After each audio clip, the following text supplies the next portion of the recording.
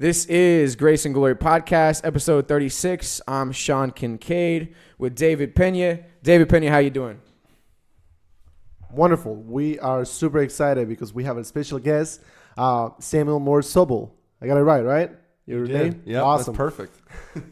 So you had, well, I'm not going to say anything because I want to let you talk. Why don't you tell us the story how God has, why we have you here? Because we want to have motivating people that are followers of Jesus and have gone through a lot of struggles. So, and I know a little bit of your story, but why don't you tell us?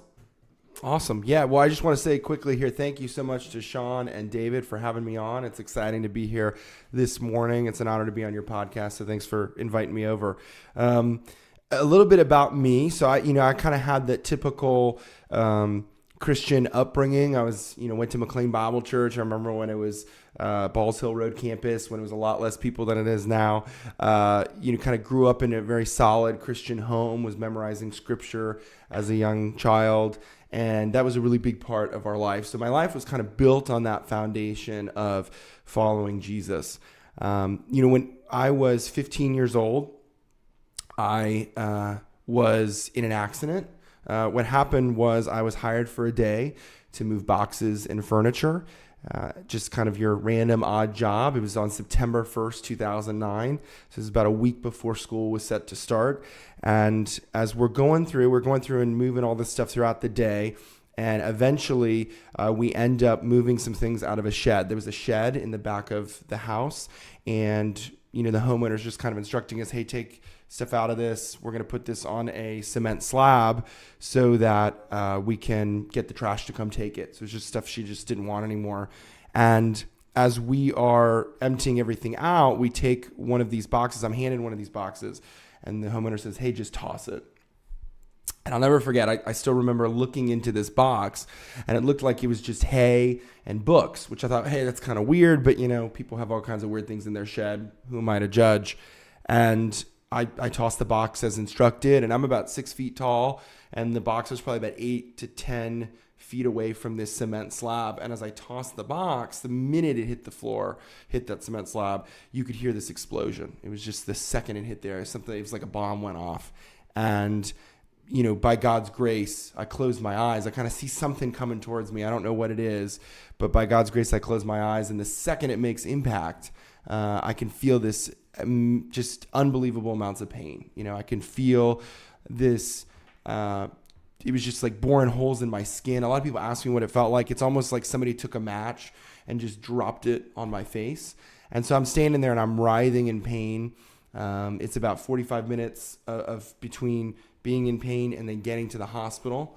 And so I end up in. Can I stop you? I'm sorry. I want to continue that story, but what is it? Because what exploded? What was that? So that's a good question. So it was a glass jar of sulfuric acid. So I didn't know that at the time. Later, I found out that there was this glass jar, and it said sulfuric acid. It had like a tape label on it. Mm-hmm. Sulfuric acid 1%. The doctors later said it wasn't 1% because it wouldn't have burned me if it was. It was likely about 80 to 90%. So it was a very high concentration of sulfuric acid that was negligently stored in this shed, and so it just blew up, went all over me, and so I had it to my face and then to my arms as well, and then was treated at the hospital for second and third degree burns.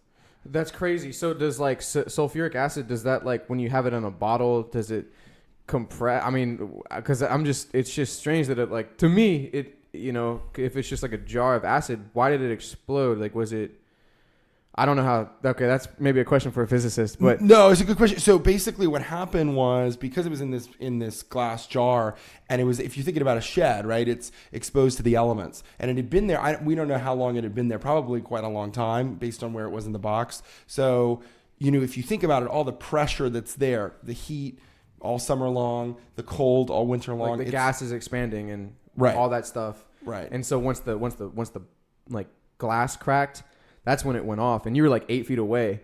Yeah. So I was right there. I was 8 feet away. It hits and you hear it, and then it just explodes.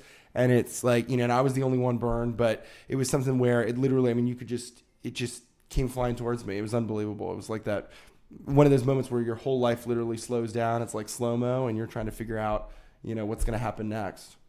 Man, that's crazy. Okay. All right, so I just want to continue where you left off. You said you were like 45 minutes just in pain until you got to the hospital and then treated for second and third degree burns. So yeah, I didn't mean to interrupt there, but you can just like definitely continue. That was just the question that I had, and so I figured maybe like some of the listeners might have that question, and we have literally all day. So That's a great question. Yeah. I love it. No, so I'm sitting there. It feels like I remember kind of being there, and as they're taking me up from the they're taking me on the stretcher. So they finally get there. It's about 45 minutes. They get me from the stretcher into the ambulance, and I'm sitting there thinking like, this is the end. I mean, I think I'm gonna die. I've never been in this much pain before. I think this is the end of my life, and I'm praying, and I'm sitting there going, is this how it's all gonna end? I'm 15 years old. I was 6 weeks away from my 16th birthday, and is this how my life's gonna end in some back of a house? Because some person had sulfuric acid in their shed. So I get to the hospital. The second I'm there, they rip all my clothes off. I'm thrown in a chemical shower, and just from head to toe for probably about 15 minutes to half an hour, they're literally just doing everything they can to try to get this acid off. The one thing I'll say for all the listeners out there, if you're ever in any kind of encounter with acid, sulfuric acid or anything, water is the key. You need to just pour as much water as you can on the person who has been burned, because you want to wash everything out. And when you're doing it for the face, you've got to be careful about not putting the water and letting it run into your eyes. That's a big thing, is that, one drop of sulfuric acid in your eyes will make you blind. If you swallow 1 drop of sulfuric acid, it's going to ruin your organs. It'll burn your esophagus. It'll go down to your kidneys. It's one of those things that's such a deadly acid. It's one of the most deadliest forms of substance out there. And so this was something that like is really important for those of you who are out there trying to figure out, if you ever come into contact with acid, make sure you use water. Did you get any like in your eyes or any in your mouth, or like swallow any? So yeah, that's a good question. So when I got to the hospital, the first thing they're doing is they're doing as many tests as they can. They think I've swallowed it. I got really badly burned on my upper lip here, on the top of my lip, and it's still one of those things, the skin never has healed right. It still kind of tears off every couple of weeks. And so that was the concern, was I had swallowed it. I didn't, by God's grace. I kept spitting it out. I remember like just kind of instinctively, I was kind of spitting everything, making sure I didn't swallow it. But that was a really big concern, because like I said, 1 drop can ruin it. My eyelids were really, really badly burned. I could barely keep my eyes open, especially my right eye. And they were really concerned that I was going to lose my eyesight. And so they did a bunch of tests on my eyes, and the doctor came back, and this was later in the story, but the doctor came back to my parents and said, I don't have a medical explanation for you as to why your son can see. Based on the condition of his eyelids, he should be blind. And so it was really miraculous that, I could see. So you had sulfuric acid literally like burning your eyelids and like surrounding in your whole face and like all over your, it's on your lips, like, and you're telling me you didn't swallow any, like, and then it didn't get in your eyes, like, that's just really interesting. That's really crazy. That's like the hand of God, like on your life, in that scenario. What I do want to ask is this in any way for you, do you kind of like liken it to like a soldier when he is, in combat, and then he hits, an IED or something like that? Because here's where I'm coming from is, when you're describing the situation to me, like I listen to another podcast sometimes, it's called Jocko Podcast, and he has a lot of war veterans and stuff on his podcast, and they'll tell you like about the moment to moment what it was like, because you said something, you instinctively were spitting out the sulfuric acid. So a lot of these soldiers will get on and say moment to moment what it was like when they got hit by this bomb, or because he interviews a lot of people that have like lost a lot of limbs and things like that, and just like and how they've like persevered through that. And so it's like really cool. But like this one guy was talking about how, I'm not really going to kind of go into it. He was talking about how he like thought he lost his junk, basically. And he was just instinctively like checking and kind of checking his whole body and realized his legs were all, all these different things. And you were just saying you kind of like instinctively like were spitting it out. So that just reminded me of, okay, you heard this explosion, boom, acid's all over your face. The questions are going in your mind.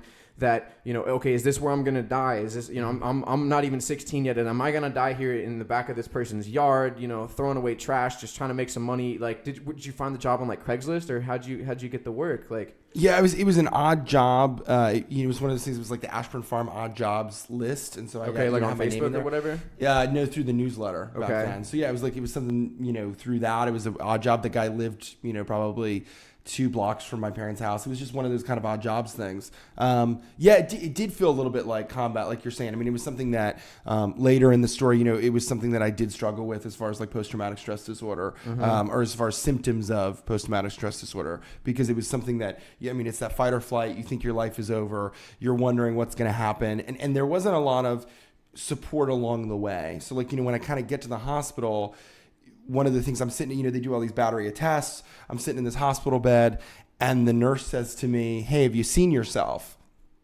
And I said, "No."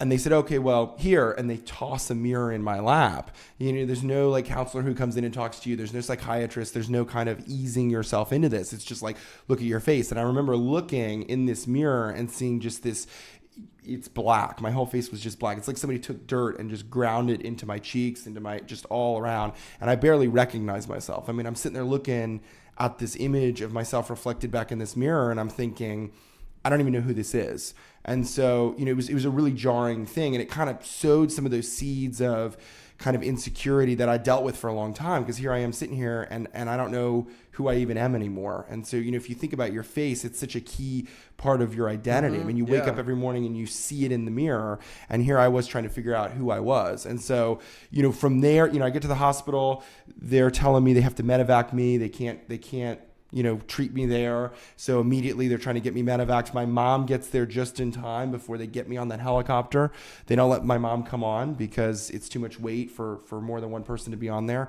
So they put me up. She tells me she loves me. She doesn't look at me any differently. She's very stoic. She's awesome. She's a rock. And then I'm on that flight, and they take me to, I end up at Children's Hospital in Washington, D.C. They end up doing some surgery the next day. I spend the night in the hospital. They're doing more tests. They're trying to figure out what's going on. But, you know, the moment I get to the hospital, I can see, you know, my dad ends up coming. I wake up to my dad, and he's just got tears streaming down his face. I mean, he's just crying. Some other family friends meet us there, and there's another family friend, and he's just crying. And I know it's got to be bad. And I remember sitting there, and there was a family friend who was there, and she grabbed my arm, and I kept asking her, how does it look? How does it look? And she said, I'm not looking at the outside, I'm looking at the inside. And she kept telling me that over and over again. But, you know, here I was, and I'm sitting there going, I mean, my life's over. I mean, I'm not going to, I remember sitting in that hospital bed. I was talking to my mom late that night. It's probably 1 or 2 in the morning, and we're sitting there talking. And I remember thinking distinctively, like, one of the first thoughts I had was, who's ever going to love me? You know, like, who's ever going to want to be with somebody who looks like I do now? Like, that was one of my big thoughts. And then some of those normal things, like, am I going to go to college? Am I going to, you know, be able to have a job? Kind of those things are jumping out at me at that time. And I'm sitting there in the hospital bed thinking, my life's over as I know it. This is it. And, you know, I had big dreams for my life and a lot of things I wanted to do. And I felt like that was all off the table because of what had happened. Yeah, but now look at you, man. You're super sexy. Well, you know, I look, that's a good point. I look a lot better than I did now. I think, you know, if you had seen some of the pictures from that time, we have them on my website, holdingontohopetoday.com. There's a picture of what I looked like a few days after. One of the weird things about it is it's one of those injuries that changes. So, you know, it was my face was constantly changing. I would look different at each and every day. It was the weirdest thing. And it still does that now. There are times where, especially now we're getting into the summer months, I'm going to look a little bit more red. This is the scar on my nose is going to get a little bit more swollen. It's just kind of the reality of what I live with. During the winter, it's a little bit better. Or if I'm in an air-conditioned kind of facility, it's a little bit better. So it's just kind of a reality of, there's a lot of things I still live with today. But that was the story up until, you know, I'm trying to figure out what I'm going to do with my life. I end up missing a lot of my high school sophomore I have a quick year. question. Yeah, go for it. Yeah, so on that, when you were sitting in the hospital, like thinking my life is over, was there a moment that you were like, God, why? Yeah, that's a great question. Yeah, so I'm sitting there, you know, I think to answer that, I think that people in those first minutes, I mean, yeah, I definitely was kind of like, what happened? You know, here I was, I felt like I was doing the right things. I was a good kid. You know, I was definitely following Jesus. I was at church. I was doing kind of all those right things. And I'm sitting there going, why did this happen to me when I feel like I'm totally following God? I didn't really blame God initially. What happened was I kind of went back into the world and kind of went back to church. So obviously I was out for a while. I didn't go back to church until much later that fall. But as I started going back, people would say to me, don't be angry at God. Or, Christians started saying some really insensitive things. And so once that happened, kind of the reaction to God's people that I had when they saw my face, all of a sudden that kind of triggered in me, hey, you know what, maybe I'm not so great with God now. Maybe if this is how God's people act, maybe I'm not so close to him. I tell audiences a lot. I had somebody tell me, literally look me in the eye, and it was more than one person, but there's one I still remember specifically who was like, you know what, you'll still find someone to marry you. Like, you'll still be okay, even though you look like this. It was kind of like, out of pity, somebody will still want to be with you. I remember people telling me, oh, your kids won't get this. It's not genetic. Just really insensitive things. I had someone tell me that, this was because of sin in my life that this happened. I really respected within the church, who had been someone who had mentored me for many years, told me, I don't think it's because of sin of you, but I think it's the sin of your parents. And I thought it was a joke. I started laughing, and he was like, no, I think your parents sinned, and that's why this happened to you. I mean, just kind of really insensitive things. And I felt like my story got robbed from me. I was kind of silenced. People didn't want me to talk about it. People were not listening to what I was saying. And I was trying to reason through what had happened and kind of share my testimony. And I felt like I wasn't allowed to do that for a really long time. And that was hard. It was something that really, I felt silenced. And in effect, I think I felt silenced by God. And so I definitely took that out on God. And I was angry for a long time. I mean, God and I wrestled, and I equate it with, Jacob and the angel. I was wrestling, and I was waiting for that blessing. And I spent a lot of years kind of searching, what was God's will for my life. And, one of the big questions I used to ask a lot was, where was God then? I'm getting here, I'm burned. In that moment, is God crying? Is he happy? Is he sad? What is God feeling in that moment? That was something I struggled a lot with. Why, a lot of people say, like you were saying earlier, and I agree with it, Sean, like it was God's grace that my eyes that I wasn't blind. It was God's grace that this wasn't far worse. But at the same time, like God could have stepped in and made sure this didn't happen, right? And so it's like it's a juxtaposition between the two. I'm grateful for what I have, but it's also at the same time, you have to take it both ways and be like, so do I worship an impotent God who couldn't jump in, or do I worship a God who allowed it to happen? And there's pain in both of those, right? As you kind of sort through that. So it's something that I had to really sort through and kind of came to my own conclusions as I went forward. Yeah. With the, with trying not to be like insensitive, like honestly, I believe you worship a God that wanted it to happen.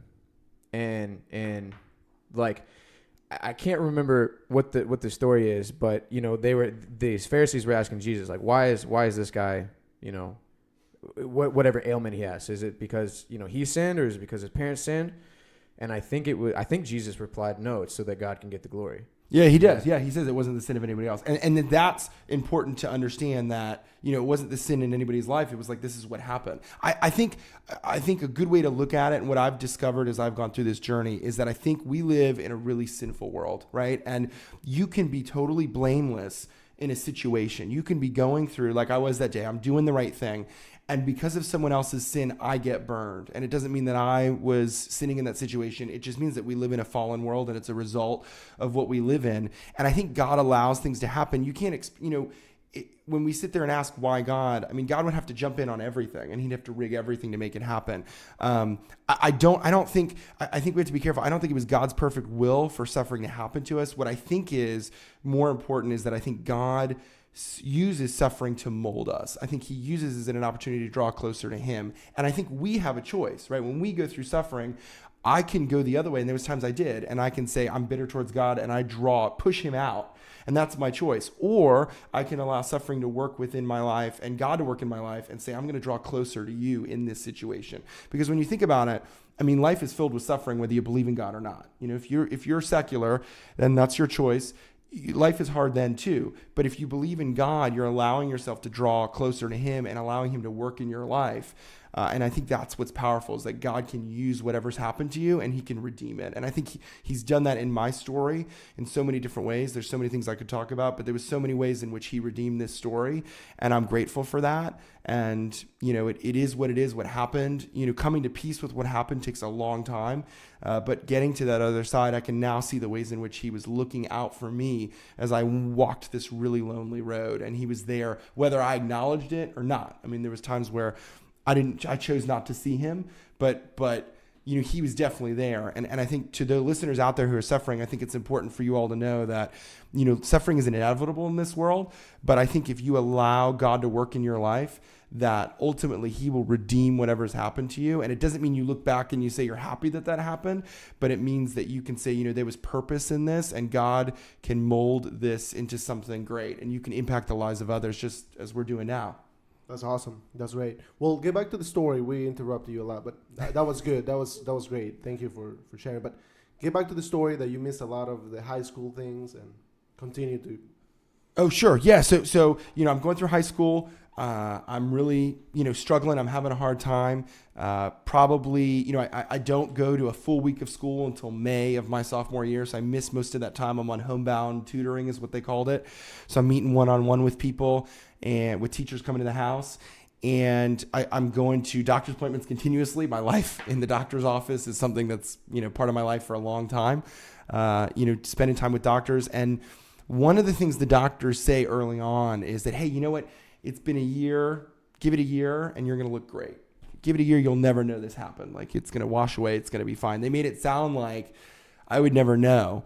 And while I've healed now, I still have the scars. It wasn't, a year thing where it was okay. One of the concerns at first and continues to be a concern is that the scar on the right side of my nose is kind of pulling in my right nostril. And so they have done a number of operations to try to make sure that I could still breathe on that side, and with varying results. They tried to do a skin graft my sophomore year. They took some skin from the back of my ear, put it there. The skin graft didn't take well. A year later, they took the skin graft out and they created a new scar.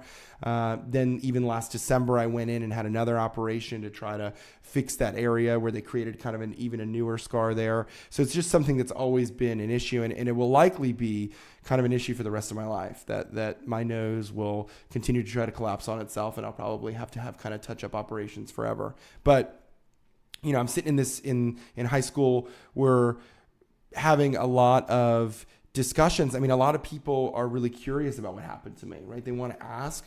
But one of the things that happened, a lot of people asked, did I get made fun of? And I didn't really. I mean, there was like once or twice where people would kind of poke fun at how I looked. But for the most part, people just didn't say anything. They just didn't know how to react. And I don't blame them for that. I mean, I don't know how to react half the time either to what happened to me. So it's not an indictment. It was just kind of the way it was.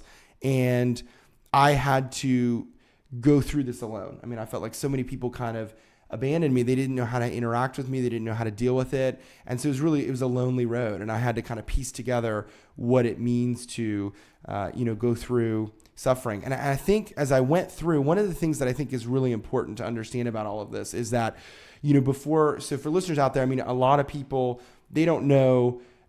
I mean, I was a handful of cases recorded in the West of people getting burned with sulfuric acid. It's not a common thing. It's now become a little bit more common. People in London right now, there was a Washington Post article recently where strangers are going up to people and throwing acid in people's faces, right? But it's only about 500 cases in the last year or two. I mean, the numbers are very low. This is a rare thing. But for your listeners out there, I think it's important to make this point that we all have scars, right? You can have physical scars. You can fall off your bike as a child. You can skin your knee. You have a scar on your knee. You can, hit your head against a wall, whatever it is. But at the same time, you can have what I call invisible scars. So there are people out there who, maybe you've had a death in the family, or maybe you've had a really bad breakup, or anything that can happen. It doesn't have to even be traumatic, that leaves kind of invisible scarring. It's not, everybody doesn't get to see it, but it affects how we interact with each other. It affects our relationships. It affects how we go through life. And so what I discovered as I went through this journey was some of those invisible scars that kind of dogged me because of this accident were much larger than the physical ones. People just kind of think about, so you look great, so it's okay. and that's good. I'm really grateful for how I look, but there are those invisible scars that I had to work through at the same time. I had to work through some of those insecurities about how I felt about myself. I had to work through post-traumatic stress symptoms. I had to work through some depression symptoms. I had to really take the courage to work through those. And it was something that I think, we all have scars, and it's something we all have to address in our lives, whether it's visible or invisible. Yeah, well, because here you are. I mean, 8.5 years later, and ladies, he does look great now. But in terms of 8.5 years later, there was a lot of time in between where maybe you didn't look so good. And what I think back to is when you said that, okay, when the nurse threw the mirror in your lap, and you looked in the mirror and you saw it looked like somebody rubbed dirt just all over your face. Okay. Now, because you had just said, and it wasn't an indictment, but people didn't say anything to you because probably they just don't know what to say. Yeah. What did you say to yourself that moment that you looked in the mirror and saw just the freshly happened acid on the face? Like, I just got washed. Now I'm in a bed at the hospital. Now is the first time I see myself. What did you say to yourself, or what were the thoughts that were going through your head in that moment? Yeah, that's an awesome question. I think in that moment, I thought, as I looked at myself, I thought I just didn't recognize myself. I thought my life's over. I think the big thought was, I'm never going to go on a date. No girl's ever going to love me. That was a big one. I thought, I thought this was going to be the rest of my life. I thought I was going to be disfigured forever. And, there was a lot of negative self-talk in that. And I think one of the things I've realized is that image of myself, even though 8.5 years later, like you're saying, it's true, and I look a lot different. I think there are times I have to fight through remembering what I looked like, because that was something that dogged me. I remember what it looked like, and so it was always kind of like I didn't look good then, so it's hard to disassociate what I look like now. And it's something that, even now, as good as I look, I'll be in the elevator at work and I still get questions from people like, what's that on your face? Anytime I meet someone new, anytime I'm at a client meeting, and even in the professional setting, I get questions, what's that under your nose? It's something that I live with forever.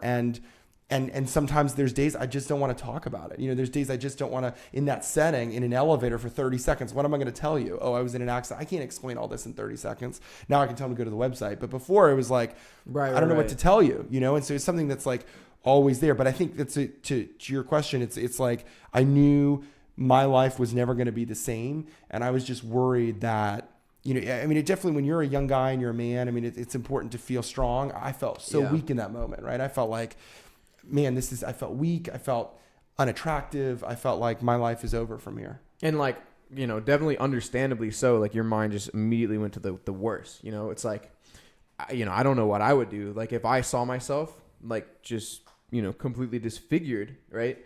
And I'm just going to use blunt terms. I hope I'm not being offensive. And I'm actually, I'm going to hold off on this, but yeah, if I looked in the mirror and I was just I knew that, it wasn't dirt on my face. That's my face now. I would be completely disheartened and I would go to the worst. Now, because I want to bring it back, because you said people didn't, really say anything to you, right?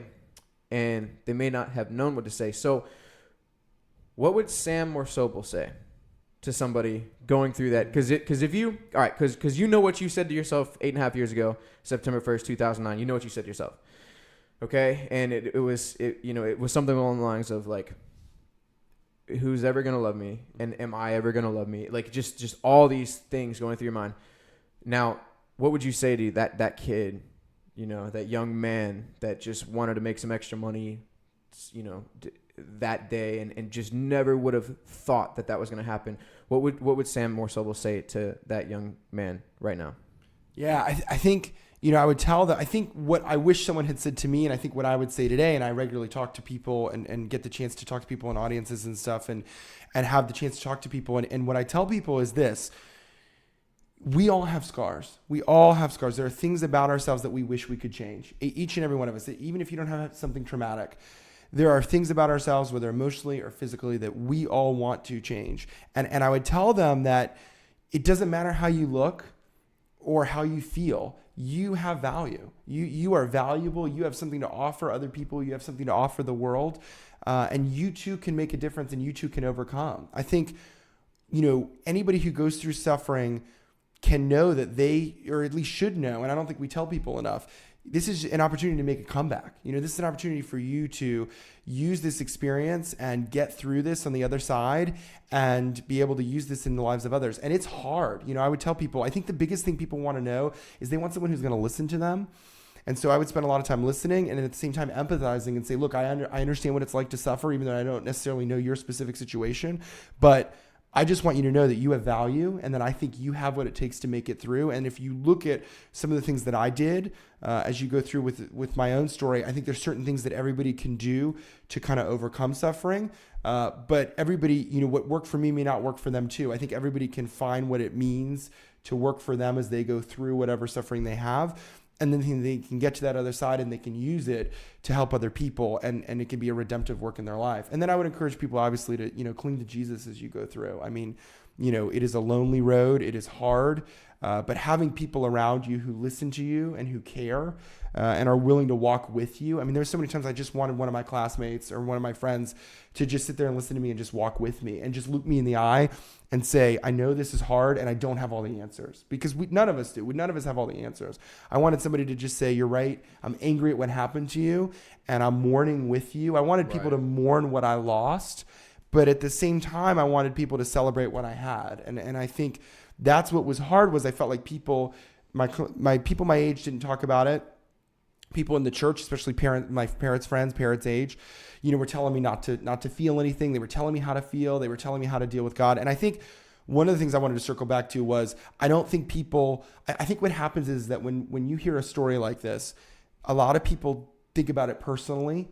And so they'll think, how can God allow this to happen? And they take it on, and then it's like they have to wish it away. So it's like, don't be angry at God. They were saying this about themselves. It shook their faith.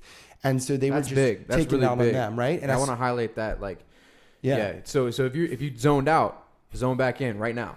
Yeah, keep going. That was big. So you're saying that people were saying, okay, they were trying to wish it away and say to you, hey, look, it's, don't be angry at God, because they themselves can't rationalize how, because this is questions that people outside of the church have all day long, and they were trying, because a lot of Christians don't wrestle with this. How can God allow this to happen?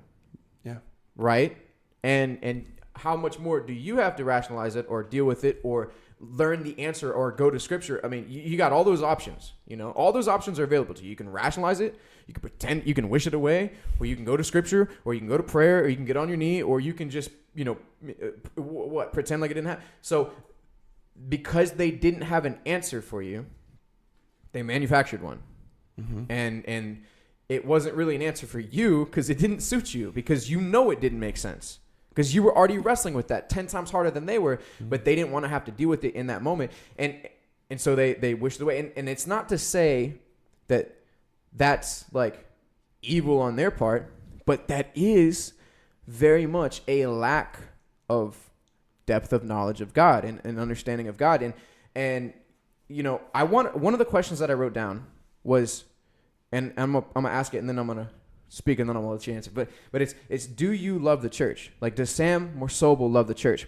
Because what I wanted to point out is these people in the church, like Sean Kincaid loves the church. Sean Kincaid rebelled against the church for years and years and years and years. And actually, I want to highlight this. September 1st, 2009 is when you had that major incident, right? For me, September 1st, 2014 was when I fractured 3 vertebrae in my spine. And so and that's so weird. I didn't know, until you came in and was talking about it. And this isn't about me, but I will say that a lot of times I've wrestled with that exact thing of what you said earlier is I'm grateful for what I do have. I can walk, I can run, I've run marathons. Like I'm going to attempt another 100-miler with my buddy David Pena over here, okay? Because we didn't finish the first one. So maybe I'll just finish the second half. I don't know, but there's so many things that I can do, but I'm more in like it still hurts. My back still hurts. Like, I walk funny. Like, one of my legs is a little longer than the other. My hips are rotated. Like, one of my legs is always tight. My hips pop. Like, there's just all these little things. But I'm like, man, I can still do so much. But people don't understand that, I may look this sexy, but they don't know what I had to go through to get here. And that's real. That's absolutely real. And so, and oftentimes it's with that in the church too, because, okay, you've had to wrestle through so many spiritual questions, like, how can a good God, because I believe God's good, how can he do this? Like, what is this? And then at the same time, you're like, okay, but there's people that follow Jesus way harder than me, and they've got this going on, and so you wrestle with both sides of those things. But then there's people that like haven't wrestled through these questions, trying to tell you how to answer the questions, and it's like, how do I love you, like when you're hurting me right now? And it's like, and those are your brothers, those are people in the church, those are people that like are friends with your parents, and it's like because you've even seen me, like when I was leading worship, like, I mean, there have been times when I was just so dissatisfied with the church, like I just up and left the country, like, and I know you've wrestled with the same things, like maybe you haven't acted out, and like I have, and things like, but I think the crux of it was always like those same kind of questions, was like, okay, because you were saying kind of, you were distant from God. You were kind of mad at God for a while because it was, why, and all these things kind of going through. So I've kind of just like explained where I'm coming from with that. So what does Sam Moore-Sobel say about the church, man? Do you love the church? And I mean capital C church. I mean the temple of the Holy Spirit, like 1 Corinthians 3:16 church, like the body of Christ, because I will say there's a lot of believers, or people that will say that they're Christians, and Jesus says they're not. Matthew 7. If you don't believe me, it's in Matthew 7. So I'm talking about the true body of believers, people that are in the Lord, or at least by all certainty that you can have are in the Lord, and they were the ones that were telling you all these things that were really unhelpful. If that, like. Yeah. No, that's a great question. I love how you explain that. I think. Yeah, it's what's great about doing this is that when I go through and I talk to people about this, it's great to hear their perspective, because it helps me kind of shift my own as I go through. And even though it's like you're saying, it's my story, but at the same time, it's now that it's so public, it's everybody else's too, and everybody has an opinion, and everybody has and sometimes they don't share the opinions, or what I'm trying to say doesn't come out the way that they don't take it the way I meant it, right? But it's good to hear. That's a really good point. And as I'm thinking through what you're saying, it is, one of the things that I think as I've gone back, and so I had grown up at McLean Bible Church. I'll use the small church there. I'll talk about McLean first. I was really hurt and I was angry. And when I left, I remember being a senior in high school, and, I was in Awana, I was in Journey, in the high school group. I was in, really involved in the church. And it's not that I didn't believe in God, I did, but I felt distant, and I was walking through those motions. I will readily admit that. I was there, but I was doing it because my parents wanted me to do it, and I was angry, and people who knew me well knew I was mad. I realize now that my issue with God was more an issue with God's people, and I think that's true of so many people. I think so many of us get caught up in, I'm angry at God, and they're really angry at the church. And what we have to remember is that God's people are just as flawed as anybody else, God's people sin just like anybody else. They make declarative statements that are really unhelpful. And we have to remember that, because I think we expect Christians to be something they're not.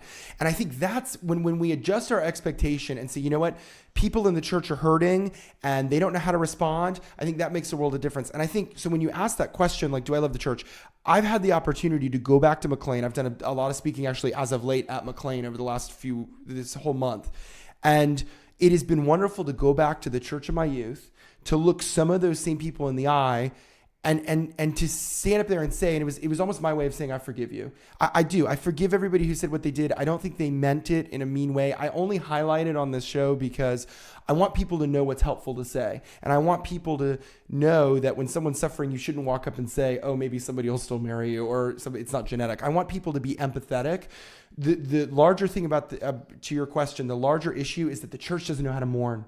We forget that it talks about in the Bible here that Jesus wept after Lazarus is dead. He knows he's going to raise Lazarus in literally minutes. He knows the end of this story, and yet he still weeps. Why does he weep? I believe it's because he sees the pain that everybody else is in. He knows what it means that this person's life was lost. And he weeps along with them. He is mourning with them. And we need to take that example from Jesus. If we're supposed to become more like Jesus, we need to say, look, Jesus wept, and we need to weep too. I needed someone to weep with me. I needed people to do it. And we as a church need to do that. So to answer your question, I do love the church. I think that I've had a complicated relationship with churches and with the body of Christ and the things that some people have said, but I forgive them, and I know that they are flawed just like the rest of us. I don't do everything right either, and so I'm willing to forgive them. And I want to encourage other people who are in the church and even out of it to be empathetic, to cry with your fellow brethren, to be moved by the stories that are on the news or on things. I mean, even myself, when I hear certain things, it moves me in a way it didn't before, because I know what it's like to suffer. And even if it's a different situation, I'm moved by that. And it's in tandem. We want people to mourn, but to celebrate. I think back to my own story, there's a great story, and we have it actually in the book. My mom, when I was, I think I was 3 years old, and my mom had a miscarriage. And my parents, we went away. It was in the fall, and it's one of my favorite stories of my family, that they went away for the weekend. They went away to the beach, and it was just the three of us. And there's great pictures of me at that time. But the point being, my mom always tells this story, and she tells people that we mourn what we lost, but we celebrated what we had. And it was a great foundation to build my life on, because I've done that now. I mourn what I lost. I mourn the loss of my face. I will never have the face I would have had. You know, if you think about it, a lot of people don't think about it.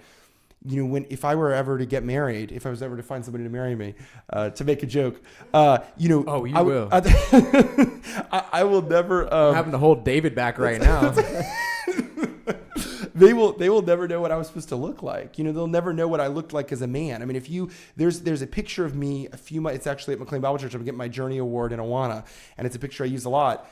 You know, I was 3 months before the accident. It's the last picture of me. And I look at that picture sometimes. I miss what I would have looked like. And if you think about it, from 15 to 18, your face changes so much. I mean, you grow into becoming a man. And my mom will never get to see what her son would have looked like. I mean, there is loss in that. It's not just about how it looks, but there's a loss that people don't think about. But at the same time, I celebrate what I have. I have a really wonderful, beautiful life, and I'm grateful for it. And so as Christians, we can mourn and then we can celebrate. And I think we think because Jesus just wants us to be happy all the time. No, he doesn't.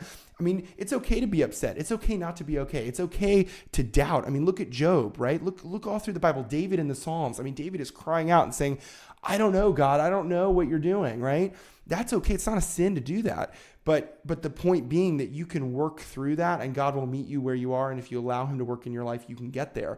But we have to do a better job of the church of mourning and saying, I am so sorry you lost your face. I'm so sorry that the last 8 years of your life, you've been in and out of dozens of surgeries. And I'm sorry for all the pain you've had because of what you've gone through. We have to do that with everybody, because otherwise we're glossing over this story. And like you're saying, if people just want you to pretend like it never happened, and people did. I mean, I was told that. I was told by one Christian, you put your hand, it's putting your hand in poop. That's what he said. Put your hand in the poop. Pull your hand out and stop looking at it. You know, stop being there. Don't ever talk about it again. Don't think about it. But that's not allowing God to work a redemption in your life. If you never talk about it again. That's so dumb. It is. It's like literally like you never will ever be able to reconcile and have a redemptive work in your life if you say, that's it. And if you forget it, then it's all for naught. You went through all that, all the lessons I learned. If I forget about what happened to me, then it's a waste. It's an absolute waste. And if I don't share it with other people, it's a waste. So, I mean, you know, we have to do a better job of mourning. And I agree with you. Look, you know, the body of Christ is flawed just like everybody else, but we've got to come together as a church collectively and say, you know what, Jesus mourned in the Bible, we should too.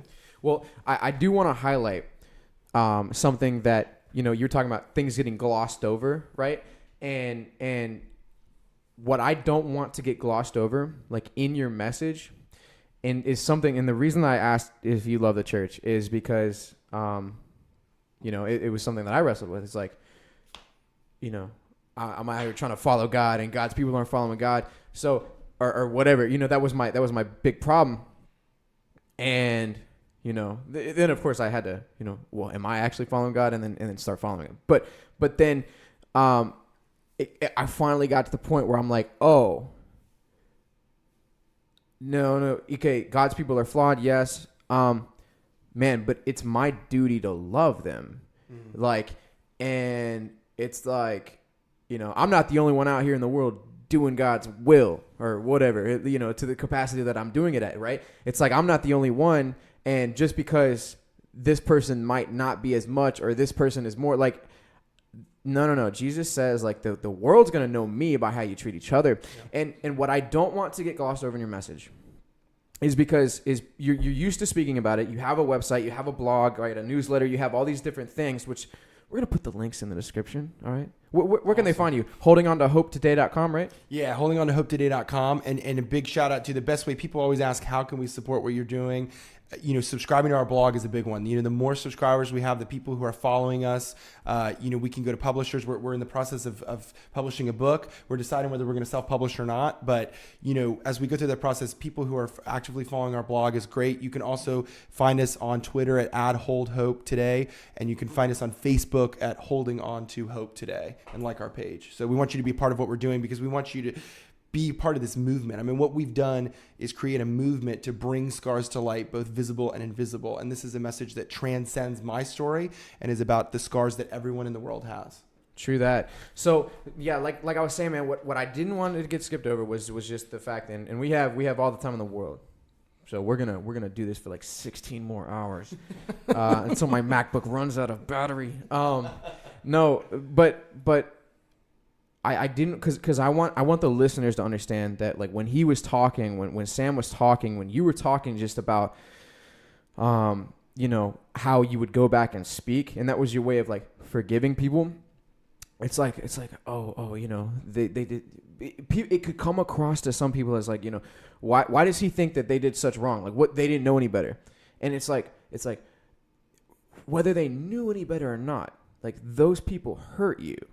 Like, they did, with their actions, with their words, with their lack of knowledge of Scripture, with their lack of love for the Lord, with their lack of love for you. Like, just all those things hurt you. And I can sense in the Holy Spirit just, like, how much you do love the church.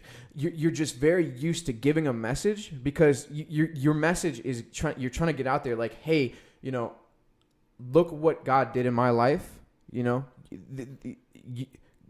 Hold on, like, don't wash away the scars. Like, you're trying to do the practical, pragmatic thing of how to deal with certain things that have happened to people. And what I don't want people to miss is that process of, there was the suffering, there was the pain, there was people hurting you, and those were the people that were supposed to love you. And now they're the people that you also love. And that's a huge thing, because that's how God's really glorified.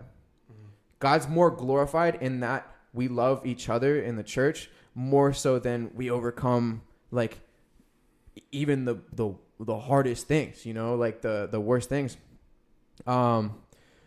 Just kind of going, and not to downplay anything like that happened to you, because like I said, I mean, September 1st, 2014, like, as a result of that, I'm a Christian. Like, that's a big thing, that's a big deal. Right. But as a result of my love for you guys, that's how more people are going to become Christians, and it's there's so many conflicts in the world, but all of a sudden the church starts loving each other. Like, that's an abnormal thing. Now, there was something else that I wanted to say, is your aunt, right? It was your aunt or your aunt, whatever you say it, your aunt, whatever. She was, I think, the one that was saying, you were asking, how does it look? How does it look?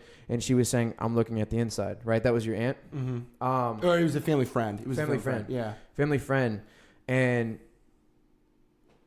I don't know, man. What did that do for you? Like, that to me, like, I'm like, yeah, I mean, I couldn't come up with anything better than that. Like, I don't know what looking back 8.5 years later, like, was that an impactful statement? Like, yeah, I think it was. I think it was an impactful statement. It was a really good thing to say. The only thing that I felt like was hard about it was it kind of confirmed to me that I looked really bad. Like, if you're saying I'm looking at the inside, I'm not looking at the outside, it was like, yeah, because you look like crap on the outside. That was kind of, and I know she didn't mean it that way, but that was, I think I was in such a place where I had to figure out what I was going to do with this. And I think that was something that I felt in that moment. I think what was more powerful to me, to be honest, was as I got through kind of this experience, one of the things that I was talking to a group about this recently was, there was someone in my life he was kind of a grandfather figure, and I called him actually Zaidi was the term in Yiddish. It means grandfather, because we were very close, and we were close before the accident, but he was kind of a grandfather figure to me. And I'll never forget when years before I'd had my own accident, he'd had a heart attack, and I remember they had a pool. We were sitting by the pool one summer, and he took his shirt off and he showed me his scar, kind of where the scar was running down his chest. And it was such a great example of this is what it looks like to share scars. And he talked about how hard it had been. When you have heart surgery, it sometimes messes with your kind of body chemicals. And, you talked about some of the, kind of some of the symptoms of depression and some of that had kind of resulted as because of what had happened, and was just really blazingly honest with me about it. And I think it went to, and I'll read it here, something that I always talk about is Luke 24:36-40, right? I talk about in this great example Jesus gives us of showing scars and showing us what it looks like to have scars and what to do with them. So it says in Luke 24:36-40, now as they said these things, Jesus himself stood in the midst of them and said to them, peace to you. But they were terrified and they were frightened and supposed they had seen a spirit. And he said to them, why are you troubled? And why do doubts arise in your hearts? Behold my hands and my feet, that it is I myself. Handle me and see, for a spirit does not have flesh and bones as you see I have. When he'd said this, he showed them his hands and his feet.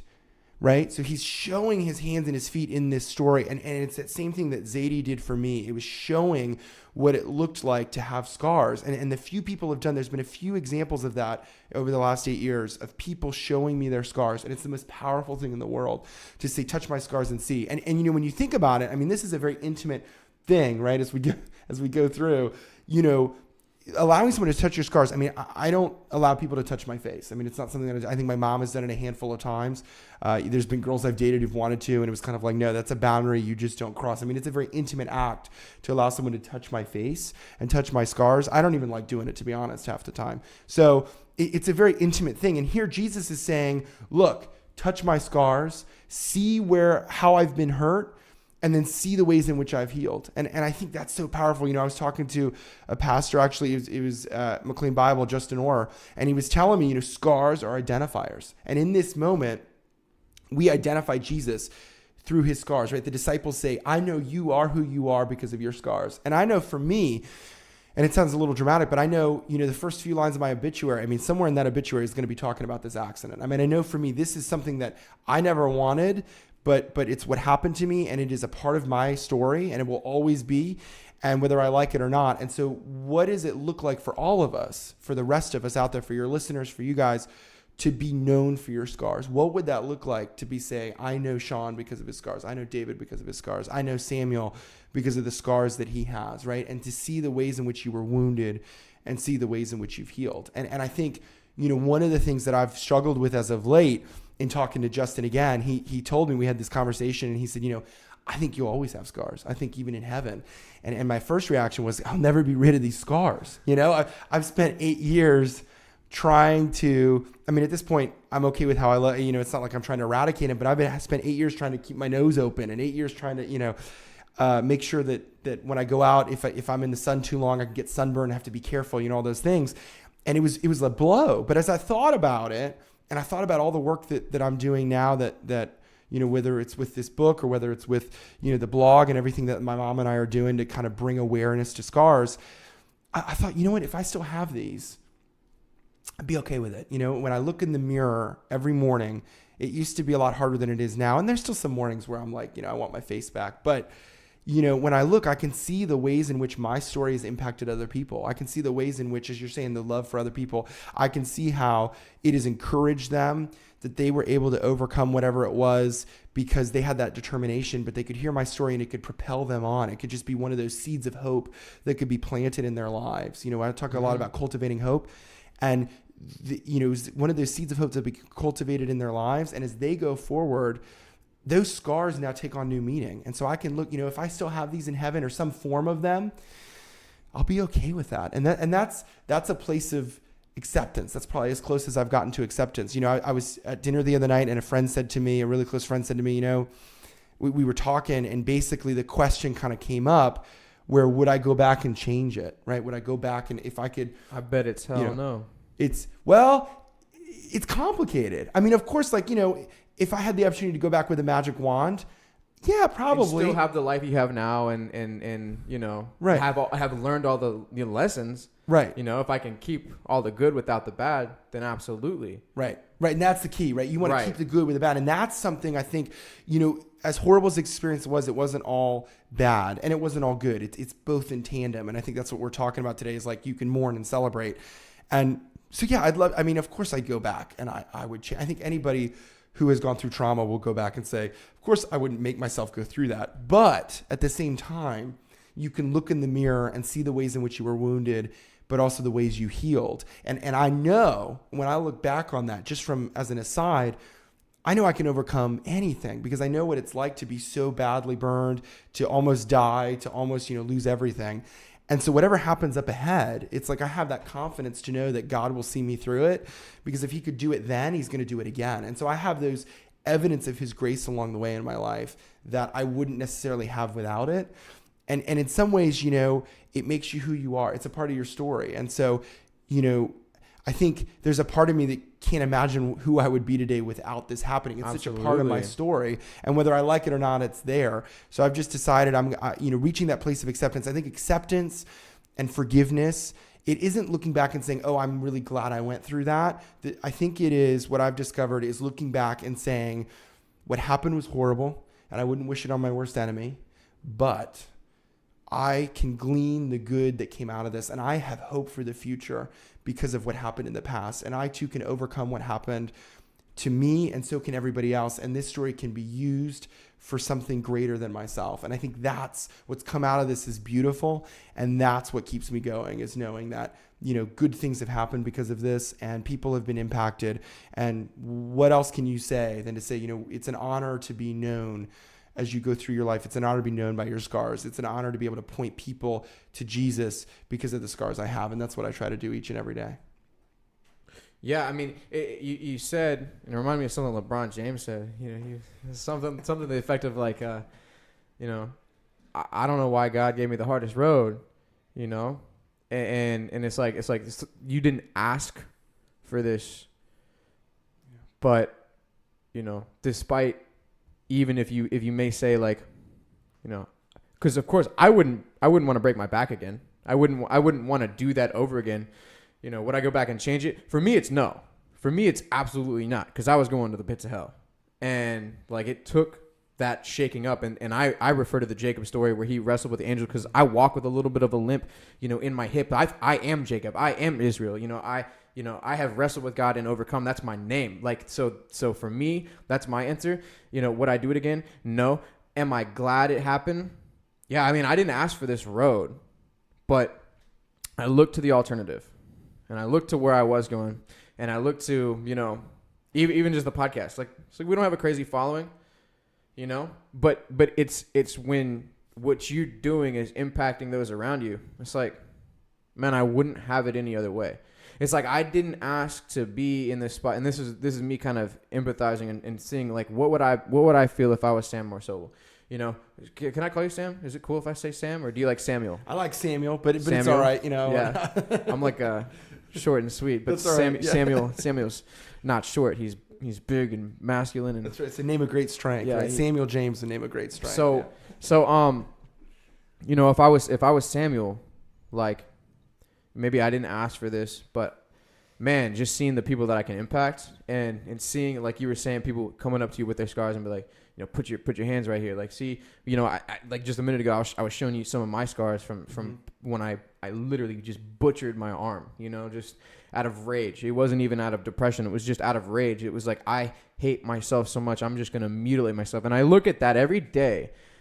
And, I've thought of everything. I'm like, oh, should I get a tattoo to cover it? And it's like, no, like first time a couple weeks ago, I just posted on Instagram, just like finally just out there. Like, I'm done being ashamed. Like, yeah. I'm done wearing long sleeves and being afraid that employers are going to see this and being afraid of this and that. It's like, I did that to myself, like I didn't know what I was doing.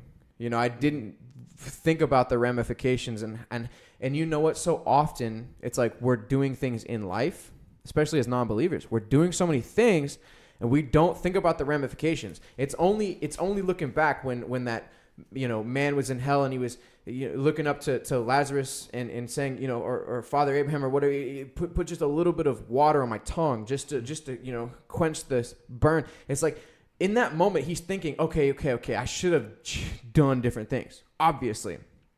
But looking back on his life, in those moments that he was making those choices, it's not that he didn't understand the ramifications of what he was doing.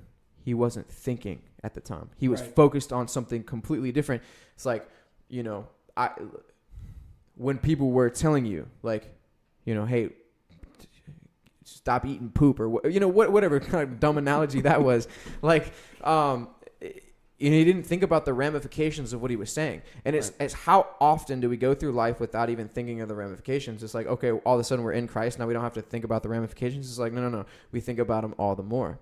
And I think your story really just highlights that, of just like, like even how I was just mad this morning. I couldn't find an inhaler. Like all I could think about was in that moment was just, I just want to breathe. I just want to breathe. Right. I can't think about anything else. I just want to breathe. And I acted like a complete jackass, in front of my mom, and it's just like, oh, I'm supposed to bear witness, like I'm holy, I'm set apart, like I'm Isaiah in chapter 6, like God put that, gives it the holy little rock to the angel and burns the coal on my lips, like what I say is not holy, and here I am acting a certain way. That's a really good point. How much more so, like when these Moore-Sobel, how much more so when these things happen to us, right? That completely change our perspective. And that's why, I kind of said in the beginning, and don't mistake me for being one that's insensitive. It's like, no. This is what God wants. Jesus, when he went to the cross, it was like, God, please take this cup from me. Like sweat and blood. Like no. God, if there's any other way, okay, but not my will, but your will be done. And then he goes and does it, and then says it is finished. And then as a result, he's coming back like, to his boys, to his disciples, to his boys, like the people that loved him and were so upset when he left the earth and were so ashamed, and they were just hoping this was going to be the Christ, this was going to be the Messiah. There was hope, and they see the scars and they're like, oh my, we didn't hope in something that wasn't true, Oh yeah, we do this all day. It's like no, that was the hope we sought, and it was like, yeah, but you wouldn't have believed. Right, without the scars. Right. Well, I think so. I want to return to what you said, scars, though. but also the suffering and everything that went into it. It's like they had to lose all that hope. Remember when Jesus died, they lost heart. They lost heart. They lost hope, and then they got it back. Right. And then then Peter's like, man, I can't believe I ever doubted. I can't believe I ever denied. And all the more was more amped. And I didn't mean to cut you off. No. I was just gonna say I liked what you said earlier about, because I think that's an important part of the message too. You made that comment where you said, I'm not going to be ashamed anymore. I'm going to post this on Instagram. I'm going to post this on, I'm going to put it on social media, which I commend you for doing. I think that's awesome. One of the things that I did, so I went to a conference last fall it's the Phoenix Society for Burn Survivors. It's an organization that is very near and dear to my heart. But one of the things that I decided from that experience was I'm not going to hide anymore. There were times where I grew a beard to hide how I looked, right? I didn't want to anybody to see my scars, so I would grow a beard to hide. And, I think when I went, it was like, I'm going to step in front of this camera, and there was a banner in the background that said #BurnsAreBeautiful, right? And I was going to say, I wish I did. I'm not going to say that I'm happy the burns happened, but my burns are beautiful because of what they symbolize, because they're symbols of hope, because they're symbols of change, that they're symbols of the ways in which I was moved forward. And I think that's where, in the Bible, it tells us. I was talking recently and somebody was telling me, who's the first person in the Bible to have a scar? And people say it's Cain, right? Cain. I hadn't thought of that, but it says in Genesis 13 through 15, and Cain said to the Lord, my punishment is greater than I can bear. Surely you have driven me out this day from the face of the ground. I shall be hidden from your face. I shall be a fugitive and a vagabond on earth, and it will happen that anyone who finds me will kill me. And the Lord says to him, therefore, whoever kills Cain, vengeance shall be taken on him sevenfold. And the Lord set a mark on Cain, lest anyone finding him should kill him, right? So it tells us this in Genesis chapter, I said 14, I meant 4, chapter 4, verses 13 through 15. But I think a lot of times we could be ashamed of the scars. What happened to you, whether it's your fault or not. What happened to me, it wasn't my fault. What happened? People, sometimes it is something that happens, but it doesn't really matter. The point being that we shouldn't be ashamed of the scars we have. Scars are beautiful, and they're symbols of hope, and they're symbols of what we've come through, and we can look to those scars and say, this is how we were preserved. So I think it's important to remember that we are so ashamed sometimes of how we look. We're ashamed of what's happened to us, and we kind of enshroud ourselves in that shame. And it was the same kind of thing. Like I said, I would grow a beard. There's certain people that I know, people, members of my extended family, who won't look me in the face even 8 years later when I don't have a beard, because they're ashamed of how I look. And that's their choice, right? But I don't have to take that on. I don't have to take that on. I wanted to return to what you said. I think it's important to remember, there are good things that happens, but there's bad things that happen out of suffering too. I know for me, David and I have talked a lot about this. I think, for me, because of those seeds of insecurity, I ended up in some really bad romantic relationships that I shouldn't have been in, because I felt so bad about myself, and I wouldn't have been in those had the accident not happened. So it's a double-edged sword, right? It's both. I allowed that accident to kind of motivate me to date people because I was worried that I wasn't going to end up with anybody. I was going to end up alone. Nobody was going to love me. And so I would get in these relationships that I had no business being in because, of those reasons. And then it was really painful, the things that would happen. And then it would end, and I would have to grapple again with, my own scars and how my scars affected the relationships I've been in. So in that way, it's both. It's good or bad. And there are things I can trace in my life. And that's why I talk about invisible scars. Those invisible scars I carried with me definitely affected me in my young adulthood of trying to figure out, who am I, where am I going, and what can I do with this? So I think it's a double-edged sword, but I think really what has gotten me to where I am is knowing that there are other people with scars just like me, and knowing that I can leave that struggle. I can wrestle with it. I can leave it, and I can leave it at the altar of Jesus and say, this is what's happened, and I can move forward. I remember a couple years ago, there was a guy named Bob Timberg. Bob Timberg was a writer. He died recently, but he was a writer, a very successful writer for the Baltimore Sun, and then he wrote some books.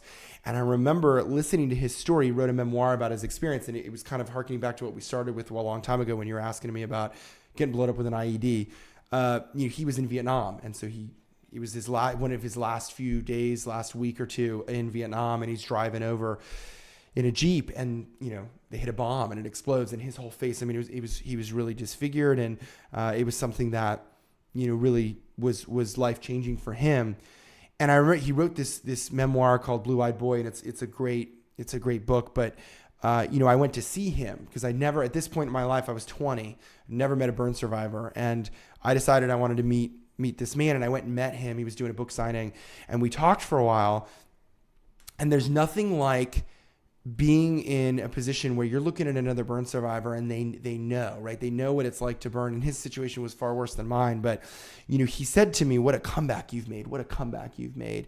And it meant so much to me to be able to look that person in the eye, and he didn't have to say anything else. He didn't have to tell me that I looked great. He did. He said I looked great, but he knew that you had made a comeback, and he signed that book, and I still have it to this day. He signed the book, and he said to someone who knows about comebacks, who knows what it means to make a comeback. And it meant so much to me in that moment that I could meet someone who could validate the experience that I had. And so I think for listeners out there, whatever you're going through, I think that, knowing that you have scars, acknowledging them, seeing how they affect whether you're in a romantic relationship or your friendships or your parents' relationship with your parents, knowing that it affects that, coming to terms with that, kind of working through some of that pain, and then making the choice to move forward, and having people in your life who say, you know what, you've made a comeback, and I can validate what it is. I can mourn with you, mourn with what you've lost, and celebrate what you had. And I think that's the key as you go forward.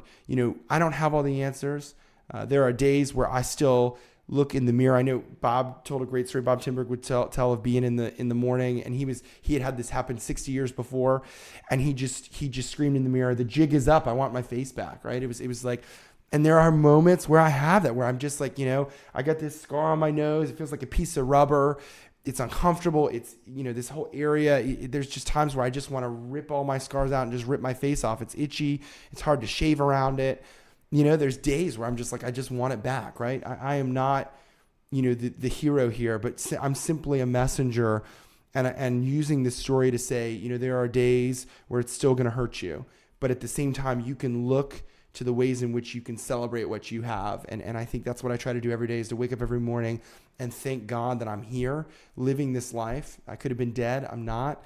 And that he's given me a mission to talk to people about scars. And I think that's what is more important than anything else that I could ever do. What were we saying, David? David? You have a question, David? You got a question? Yeah, go ahead. No, I was gonna say this has been great. Man, it's been awesome. We're definitely gonna have you back. So it's been like intermission. so. Come on, get serious. No, but it's been great. So I wanted to ask you something. We're definitely gonna have you back to talk more in details, because I'm so into the girls. You know, like how that affect your life and how. So that's gonna be great. We're definitely gonna have you back. And so, what's something besides the Bible? What's other book that moved you through your life experience when you were going through? What were some books that you were like, oh my God, this book? Like, I know you said Bob Timberg, yeah. Yeah. So it was Blue-Eyed Boy was the memoir by Bob Timberg.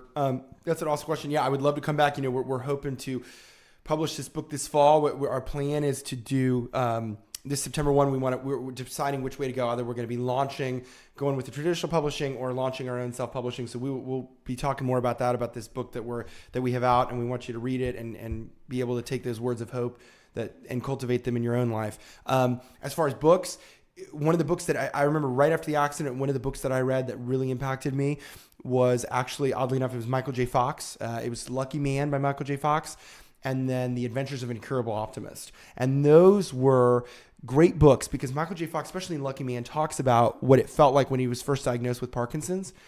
And he talked about kind of grieving that and kind of moving forward in that. And I could relate to, even though they're so different, I could relate to some of those emotions and feelings that he had, that Michael was trying to do when he went through. I love Michael J. Fox. He's a hero of mine. And that was a really great book because it kind of showed the way he grieved. And then he did the same thing. He turned around and he started the Michael J. Fox Parkinson's Foundation, and, you know, was able to impact people's lives in amazing ways and bring awareness about Parkinson's. So that was a great book. You know, there's so many other books that I read. One of those was Why Do Bad Things Happen to Good People, right, by Rabbi Harold Kushner. Didn't agree with the conclusion that he came to, but it's a fantastic book to read through, just to kind of see his methodology and why he believes that bad things happen to good people. So those are kind of a few that really kind of touched me as I went through my own journey. There were so many other ones, but just kind of going through, I think one of the things that I always looked for in kind of reading through was if you're able to read a memoir. There was another one that I really liked as well. It was called Burn Journals by Brent Runyon, and that he talked about, he was someone who had tried to kill himself, and when he did, he ended up kind of lighting himself on fire, and so he burned himself. He was burned pretty badly, and he talks about what that was like. He was in Northern Virginia. So I read his book. It was interesting to kind of read through and see some of the similarities, some of the things you feel when you go through a burn injury, and then kind of the ways he grappled with it. So it's always good to kind of get a different perspective. But those are some of the books that I read just to kind of get a better perspective and understand kind of what it's like to suffer. I think that's really important, and feeling like you're not alone. You know, if you feel like you're alone, you can access so many books that are out there, and you can say, oh, you know, there's someone else who suffered with this too. And I think that's really important. Kind of finding solace in the written word is important. And I think for me, the only way I was ever going to get through this was talking about it like we are now, or writing a book, writing a blog. That was the only way I was ever going to make sense of it. For me, making sense of the world around me involves writing. And so for me, that's how I kind of make sense of my emotions. And so this is how I did it. That may not work for everybody, but I recommend for your listeners out there, if you are really struggling, just journal. You don't have to be as public as I am about my story, but journal, write privately, do whatever it is you can do to kind of get to share your thoughts, even if it's just to yourself, because I think that's really important as you move forward.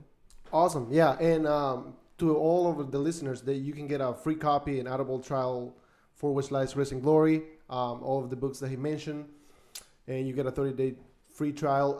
Also, how can people reach you? I know Sean has a couple questions, but how can girls find you? I mean, how can people find you? David Benya, you're too much. If you want to contact me, you can go to holdingontohopetoday.com. and you can feel free to send us an email, send us a message. We want to hear what your thoughts are. We're so amazed by there are people who read our blog all over the country, even other parts of the world. It's amazing to me how far this story has gone, and we're just getting started. We just launched this last September 1. Last September, we decided to, launch this website, and we've been amazed by the outpouring of support from both people that we knew and strangers who come and read what we do. So go to holdingontohopetoday.com. Find us on Facebook at Holding On to Hope Today. Like our page. You can see updates. You can see where we're speaking. We're getting ready to start a YouTube channel as well, but that isn't up yet. And then add Hold Hope Today for Twitter. Follow us and keep in touch with what we're doing. And we love to hear from you. We want to hear what your thoughts are. We want to hear what you want us to cover. If there's topics in the blog that you wish that we would cover. The blog is also a place where we talk about other people's stories. So there's been a few stories that we've done. We've got some exciting content upcoming, and we've had some really great pieces that have been pretty popular the last couple of weeks about other people's stories within the community and beyond. So it's not just about my mother and I, but we'd love for you to be a part of what we're doing. We want to create that movement to bring scars to light, that both invisible and visible. And so you supporting us is basically supporting this movement that is much larger than just ourselves. Awesome, man. That's great. Can people pre-order your book? That's a good question. So not yet. We're hoping probably this fall that will be either we'll have a function for them to either pre-order it if we go kind of the publishing route we want to go, or if we go self-publishing, you'll be able to buy it. But yeah, that's coming. If you have me on again in the fall, or in the summer, we could talk about that. That hopefully we'll have that functionality where people can pre-order. For now, just the best way is to subscribe to our blog. We're going to send out a bunch of information as we get through the summer, and we've got some events planned that we want you to be a part of, and we'll invite you to, so that you can join in and be a part of this book and a part of this movement at large. And you'll know where we're speaking and all of that. Yeah, we definitely want you on for a part 2. Maybe even before then. But so have you finished the book? You finished writing it? I just literally, it was done, and then I decided I wanted to add a few more chapters to it. I just finished the last chapter literally Wednesday night, and so I've put that in, and we're going through and editing it all over again. We're gonna have a copy editor look at it, and then we're gonna move forward. So basically, yeah, the book is written. We're just kind of editing. The hard thing about writing is that what you'll realize when you start doing this is that the rewrite process is what you end up doing so much of. You'll write it, and then you edit it and edit it and edit it. And so this has been years in the making. We've been seriously really going after this the last year and a half, 2 years. But so we're almost there. It's written. We just got to get some of the kinks out, but we're fastly approaching kind of the end of getting our story out there. So we're really excited. Super awesome. Yeah, because I definitely want to write a book. I set out to write a book like a couple years ago. Glad I never put that one out, or even like attempted to. But it's cool that you're like already going through the process, because I'll just kind of like grab your tassels and be like, hey, where do I go from here? But there is a couple questions that I have, and then we'll kind of close out. But you said that, and I'm just gonna go in order of where they are on my paper, because I don't remember where my thoughts were. But the blog, the blog helps you make sense of what you went through. That's what you were saying anyway. And tell me a little bit about how that is for you. Yeah, that's a great question. So I think, for me, I think the only way that and I've always been a writer. I was always someone who wrote a lot. Even as a kid, I had my own weekly newspaper as a child that I would write and give to family and friends. And so I was always a writer. I think for me, the blog helps because just sitting down and writing, sometimes I'll sit down and I don't even know what I'm going to write, but the act of writing and putting words to paper can allow me to see it a little bit differently. Just like talking here. I mean, you guys kind of shift my perspective a little bit, and I can say, oh, you know what? Let me think about this, and it kind of gives a new perspective on my story. So there, for me, any kind of big milestone, like, I had a beard, and I had surgery in December, and I had a beard for a couple months, and then I shaved it. And so I've got a blog coming out about what that was like and what it's like to have facial hair. So it makes me see it differently, because I can look back and I say, this is why I felt this way. It can kind of help me pinpoint, oh, I felt this way because of my scars, or I felt this way because of whatever. So I can kind of look through and do that. So it just kind of helps me make sense of it, and then I can work through it, and it can lead me to conclusions in a way that I probably wouldn't be able to get there without the act of writing it down. So I think that's how it helps me. Most definitely, because like one of the things David and I started doing was we started running 2 miles a day. Today was our 5th day. doing it, I think, because today's Friday, right?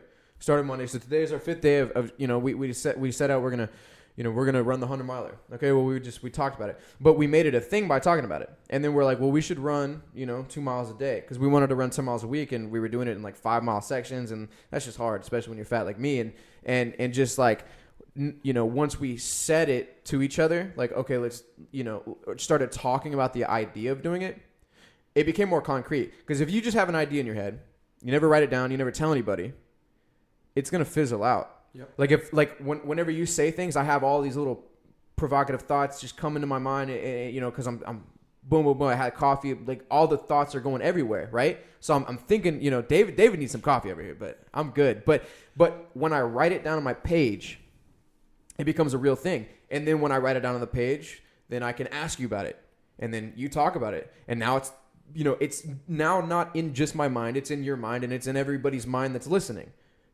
All from putting it down on paper. And which leads me kind of to my next thing of, for you said, to the rest of you guys, well, you don't have to make it public. And that's true, they don't. But doesn't it make it more real? Doesn't it I think I'm going to leave it there. Doesn't it make it more real? And I don't even, you just interpret that how you wish. Yeah, I think Jesus calls us to share our scars with others. I think he doesn't necessarily call us to start a website or be on a podcast or any of that. But I think, what makes it real is if you're in a situation where, like you and I, if we were having a conversation, we were, our David and I were sitting there and just talking as friends, and I share with him, he's telling me about something horrible that's going on in his life.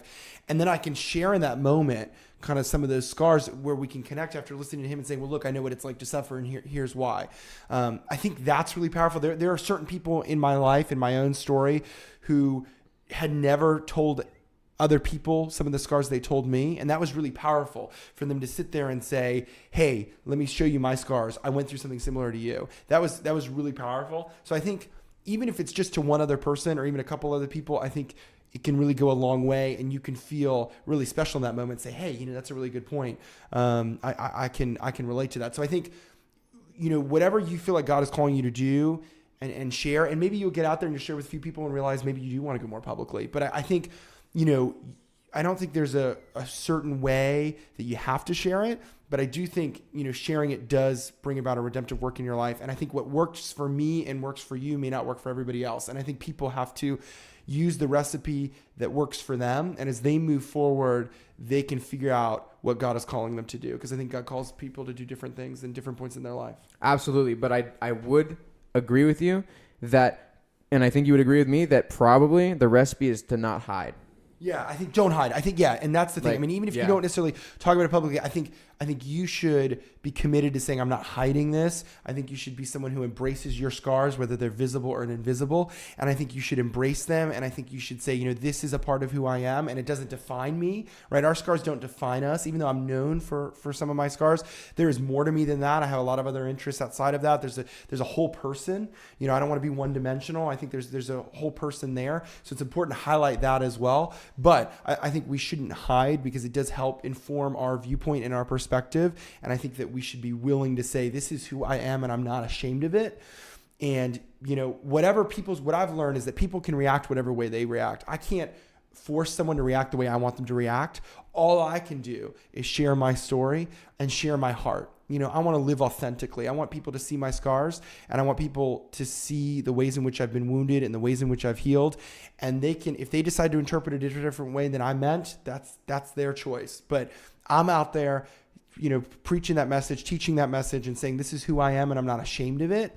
And, be that as it may, and do with it what you will. And hopefully it encourages the people along the way. That's the goal. Well, and it's hard for people to misinterpret things when you live in public what you live in private. Like, if you live a certain way in private and then, try to always be, because there's nothing wrong with, like, setting for yourself boundaries. So that, like, for instance, try not to cuss on the podcast.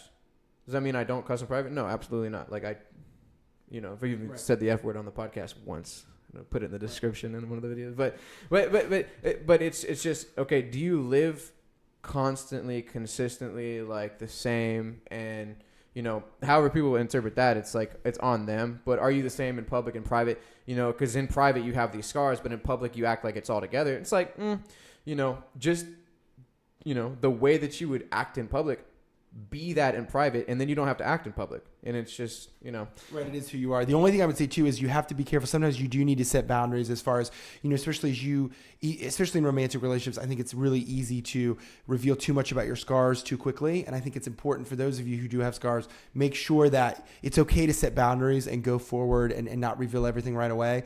I think there are some people who are going to say hurtful things, and that's okay, but maybe they just don't deserve to hear your whole story then. That you have to set boundaries as you go forward.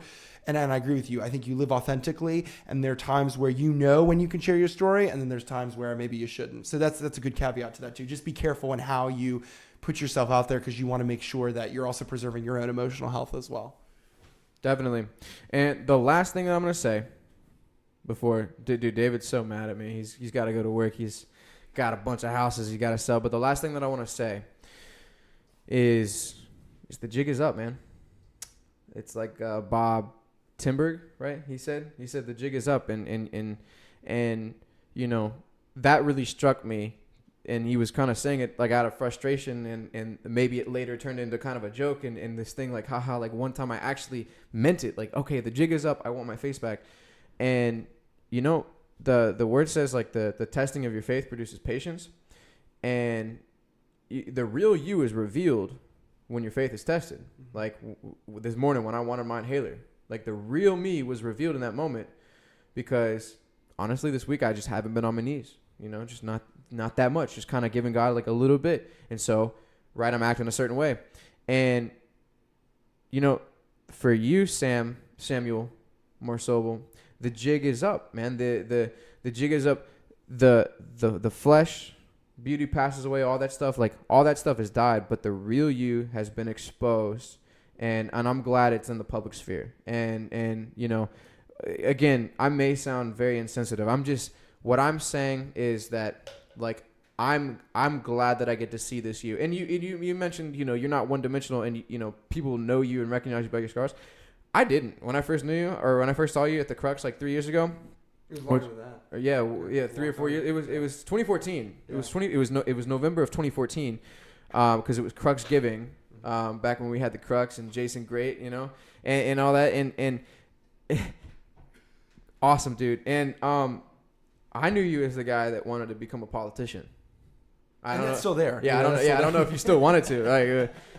Like, I had no idea that any of this was going on at the time. And that was just after I broke my back that saw you, and never really heard of you until then. I saw you again at Access, like, or no, I saw you again at the Crux like several years later. Yep. But yeah, I definitely, you're definitely not one dimensional. This is all news to me, and the jig is up, man. Samuel Moore-Sobel. This is the real you, and I'm glad for your people on the newsletter and everybody else that, I tried to ask the questions that, I wanted to know from somebody that didn't know who you were, and so try to uncover it. So let's just let's find out again one last time. If you want to find Samuel Moore-Sobel and more about his story and the featured stories on his blog, it's holdingontohope.com. Holdingontohopetoday.com. Holdingontohopetoday.com. We'll worry about tomorrow when we get there. What about your hold on, let me see if I get the Twitter right. It's at Hold Hope Today. Yeah, man. Okay. Yeah. And then Facebook is Holding Onto Hope Today, right? Just the same thing. Yeah. Okay. Yeah. And then do you have an Insta? We don't yet. We got to start that too. Yeah, we're going to start that soon. So. Yo, Samuel needs an Insta. So all the ladies can scroll through. It's got to be public though. It's got to be public. You gotta try before you buy. Window shopping, you know what I mean? If you want to, it's too much, man. It's too much. If you want to follow me on Instagram, my Instagram handle is my username is Sean. David Pena is at David Pena 207. We're gonna put the links in the description as usual. Any last thoughts, buddy? Yeah, I just want to say I want to thank Sean and David for this discussion. It's been awesome to talk about this story, and I just want to say to all those listeners out there, I want you to see my scars. I want you. I'm through the camera. I'm offering you to touch my scars. I want you to see the scar under my nose. I want you to see the scar on my chin, on my neck. and on my arms. And I want you to see those scars and see the ways in which I mourned and see the things that I've lost, but also to celebrate what I've gained. And I want you to join in this movement to bring scars to light, and both visible and invisible. To those of you out there who are suffering, my heart goes out to you, and it's hard, but you too can make a difference. You too can make a comeback, and I'm with you and rooting for you, for all those out there, and want you to be a part of this. So thank you for the opportunity to be here. It's been an honor, and looking forward to being back. Thank you, guys.